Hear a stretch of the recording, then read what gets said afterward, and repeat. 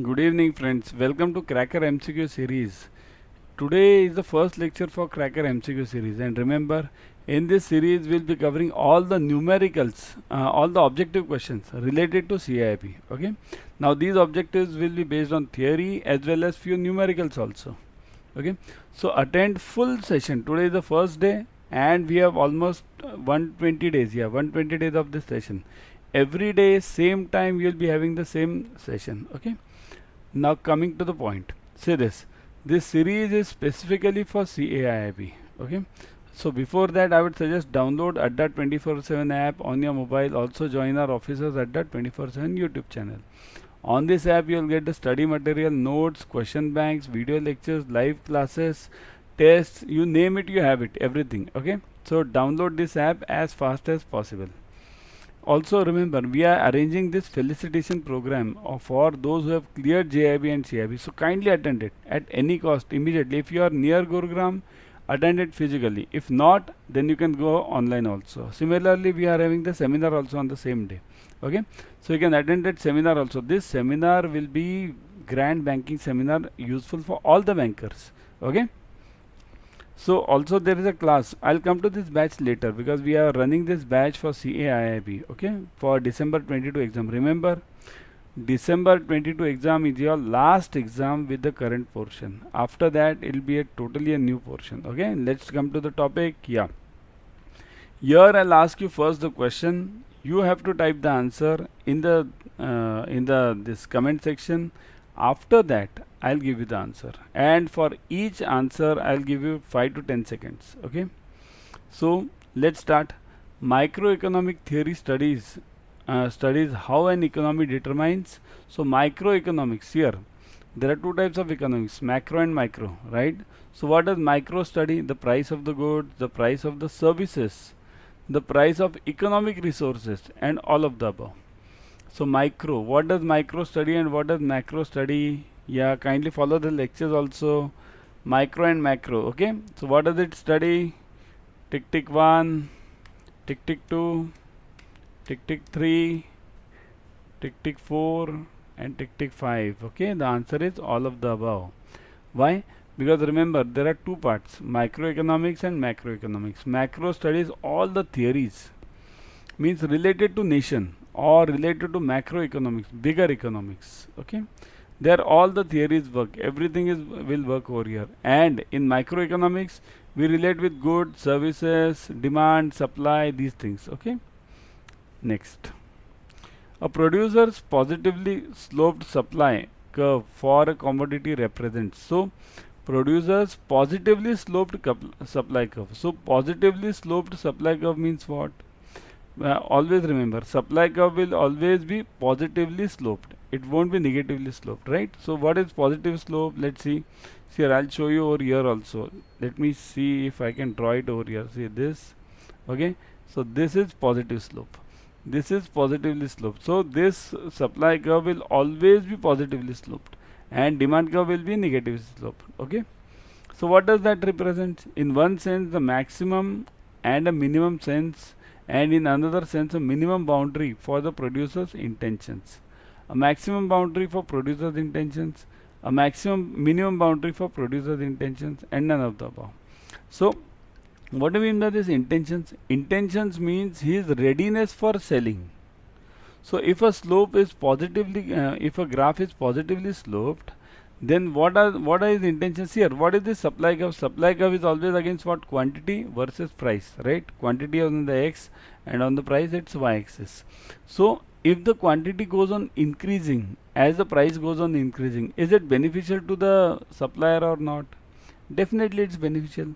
So now you can answer it. See here, now I'll give you 5 seconds. Okay, start the answer. Tick tick 1, tick tick 2, tick tick 3, fast 5. Okay, so the answer is this A. In minimum, in one sense a maximum, and in another sense a minimum boundary for the producer's intention. So it shows the producer's intention. Obviously any producer will try to supply more if the prices go on increasing, right? Got that answer? A theory of distribution refers to. So theory of distribution refers to what? Distribution means what? Distribution of goods and services. the distribution goods and services, and income as well. The distribution of income among various factors of production, the distribution of income among different individuals in the economy, both of the above and none of these. So it is, let's consider this as income. Okay, for income, what does it say? Start. 5 seconds again. Yes. Tick 1. Tick 2. Yes, fast please. Yes, everyone should type in the comments. Firstly, like the video. Everyone please like the video, because buffering starts means is proper when it's when any live video is likes and number of views are equal. Okay, so like the video as fast as possible. And second, answer the following. So the answer is right. Distribution of income among various factors of production. Okay, so it's various factors of production. This is important. Factors of production means what? We have covered it in separate lecture. Okay, next. Interest is the reward of parting with the liquidity according to. So parting with the liquidity. So this is according to who gave the theory of money only, means totally related to money. That guy is the answer. Can anyone answer this? A, B, C or D? Fast. Yes. A, B, C or D? Fast. Yeah. Parting with the liquidity. So parting with the liquidity was given by, correct, Keynes. Keynes gave the theory of this money. Okay. He considered everything, all the economics in terms of money only. Economics may be divided into macroeconomics and microeconomics. Among the subject matter of microeconomics may be found. Means what is the subject matter of microeconomics? Simple. Okay. What should be the subject matter of microeconomics? The nature of value of exchange, the size of country's national income, the allocation of resources among competing users, the relative prices of specific services. Now see here. We have just now discussed macro and micro in the first question. Okay, but here the options are different. So what will be the part of macro and what will be the part of micro? Value of exchange, nature of value of exchange, size of country's national income, and resources allocation. These are the part of not a microeconomics. These are the part of macroeconomics. So what is the answer for micro then? Relative prices of specific services. See this. Specific services means what does micro deal in? Micro deals in individual units, individual human being, individual company. All these are dealt under micro. So the answer is fast. Yes, A, B, C or D. Type fast. A, B, C or D. Yes, the answer is D. Okay, D is the answer. Next, the statement that the economics is positive and not a normative means what? Okay. What is positive and what is normative? Can anyone tell me? See here, there are two parts over here. I have taken separate lectures on this in the paid batches also. Normative means it deals with hypothesis, what it should be. Understand this. Normative deals with what it should be, and positive means what it is, fact. Positive economics deals with facts. Normative deals with what it should be. Okay. Now answer. So positive versus normative deals normative means here, and not normative means the economics can be used to prove that capitalism is better than socialism. See here, positive and normative have nothing to do with capitalism and socialism. The economics tells us what kind of economic behavior or policy is wholesome or what is evil. No, even that won't make the point. The economics tells policymaker which are the alternatives to choose among the several efficient ones. Okay. And last one, the economics can only indicate the consequences of policies, choices or conditions. So which one is the answer? A, B, C or D? Just now I have told you about positive as well as and economics is positive and not normative. So what is the answer for this? Not normative, no hypothesis. Okay. So what can be the answer for this? A, B, C or D? Type fast. Tick 1, tick 2, tick 3, tick 4 and tick 5. Okay, the answer is D. Only indicate the consequences of policies, choices or conditions, right? So remember this.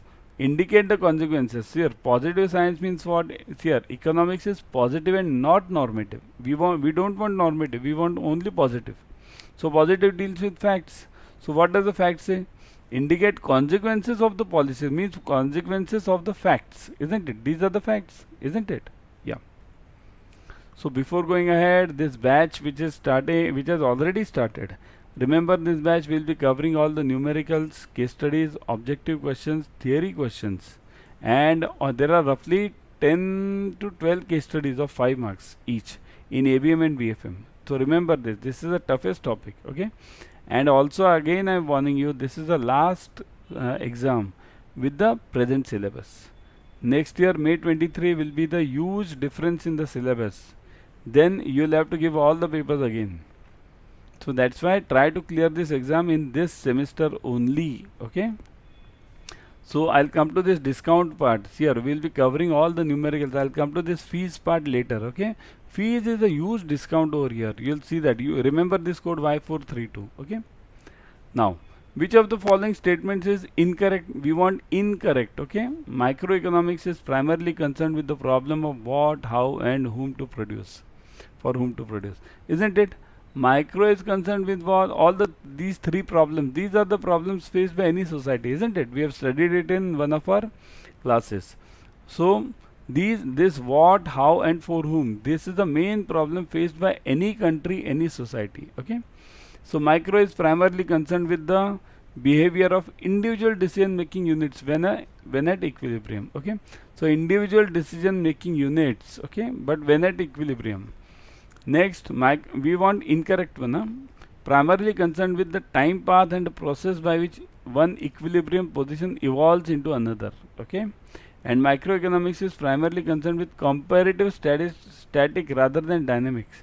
Means concerned with comparative static rather than dynamics. So which is the incorrect one? Is it more of static or dynamic? So answer it properly. A, B, C or D. Answer is quite simple. A, B, C or D. Yes. Okay. A, B, C or D. Fast. Yes. Correct. Answer is primarily concerned with the problem of what, how, and for whom to produce. You will say, how come this? This is the correct answer. But why is this the wrong answer? Because macroeconomics deals with that. Macroeconomics deals with the policy matters as nation as a whole, society as such. So that's why the answer is for macro, this is correct. For micro, this is wrong. Okay. Economic laws may be described as. So what are economic laws? Okay. We know science laws. Science laws are black and white. Either black or white. There's nothing between that. But economic laws, let's study that. Principles derived from analysis of price, input or output determination. Generations concerning the economic behavior of individuals and institutions. Forecast in quantitative terms of economic development of a society. And expression of basic features of competition. So which one is the correct one? A, B, C or D? What do you think? I'll give you 10 seconds because this is a difficult one. Okay, 10 seconds for this. Start writing. In the meantime, I'll explain you what is economic laws. Economic laws have come from generations. They are not studied like science in the lab. Okay, they are studied with the common people. So that's why economic laws take longer time for formation. Okay. And science laws, they are black and white. They are done in the lab. So immediately you get the answer. Economic laws may change from condition to condition, from people to people, right? But this is not the case with science laws. Okay. So what is the answer? Yes, many of you have typed. So the correct answer is generations concerning the economic behavior of individuals and institutions. So this is generation. That's what I said. It comes from generations, longer term. Okay. Next, the main difference between the positive economics and normative economics is that former means what? Positive. What did I say about positive economics earlier?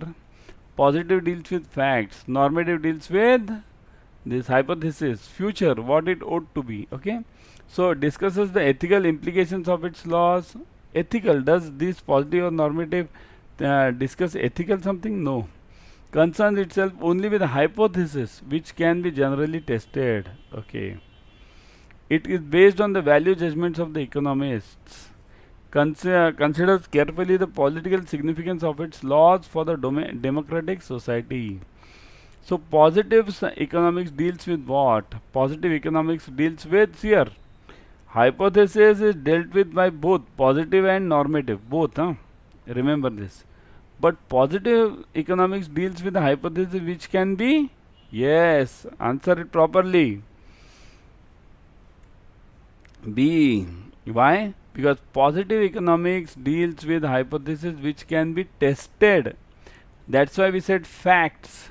What do you mean by fact? What is a hypothesis? Hypothesis means what I think about something. Okay. Fact means what is the actual case. So what I think about something and the actual case, if it can be tested, then it becomes a fact. Okay.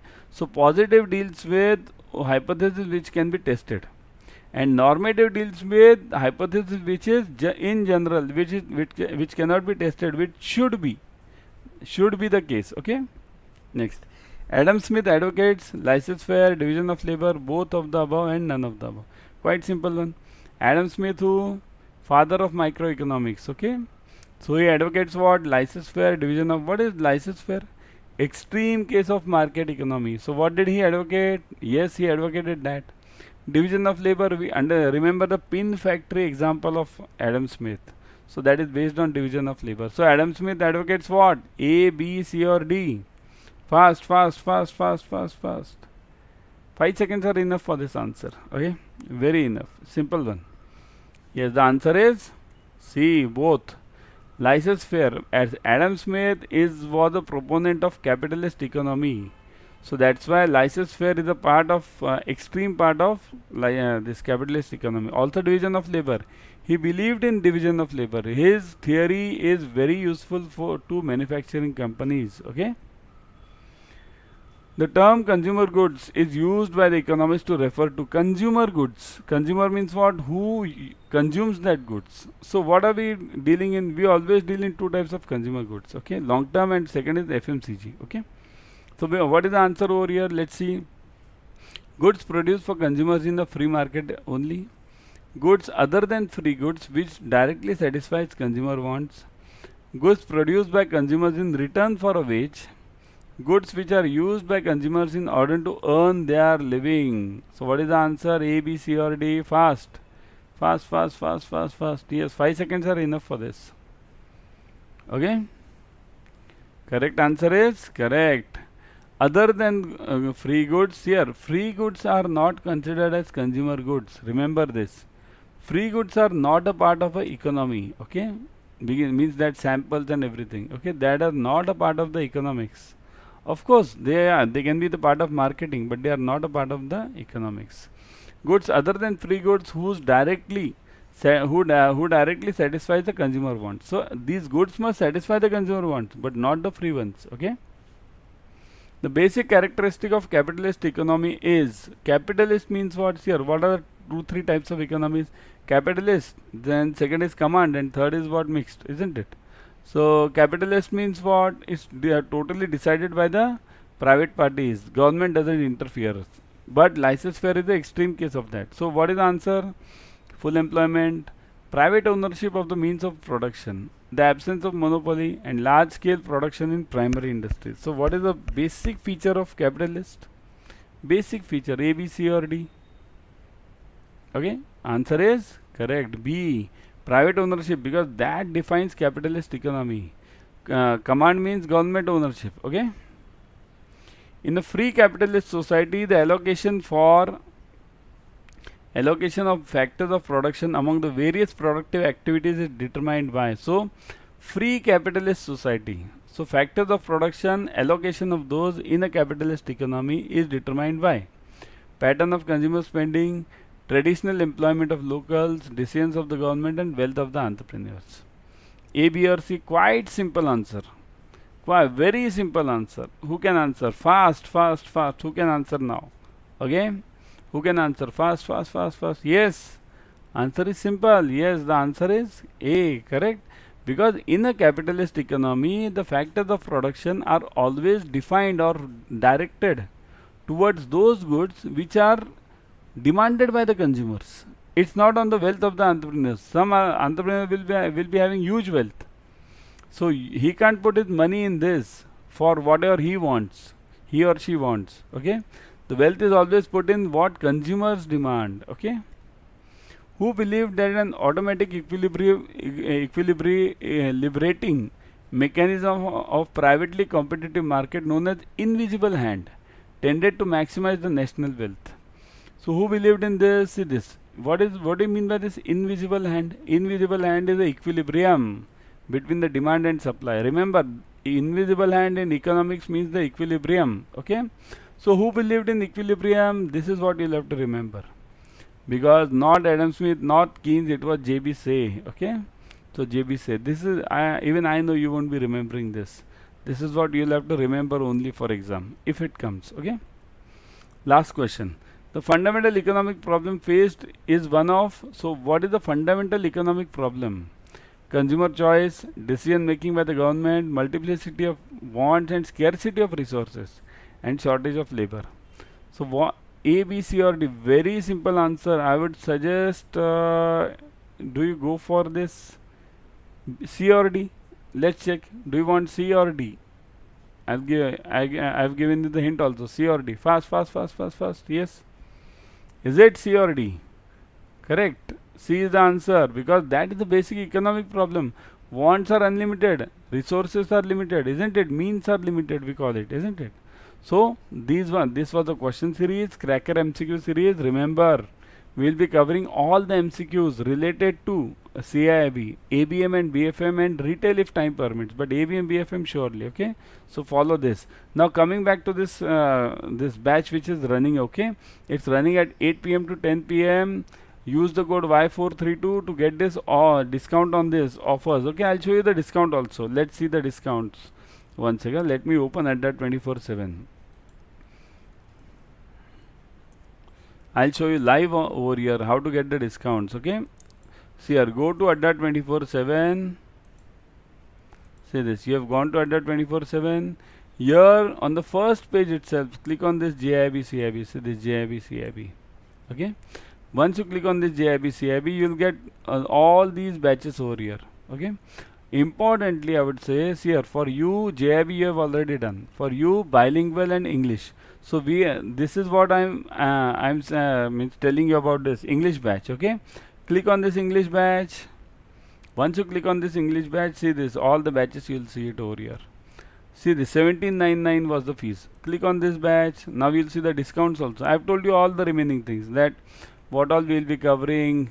See here, important parts are over here. 120 plus hours of ABM, BFM retail, regular intensive practice, ebooks, module wise, test wise. Okay, then recorded videos are available. So many things are there, and this fees is 1799. No, it will be reduced. Let's see.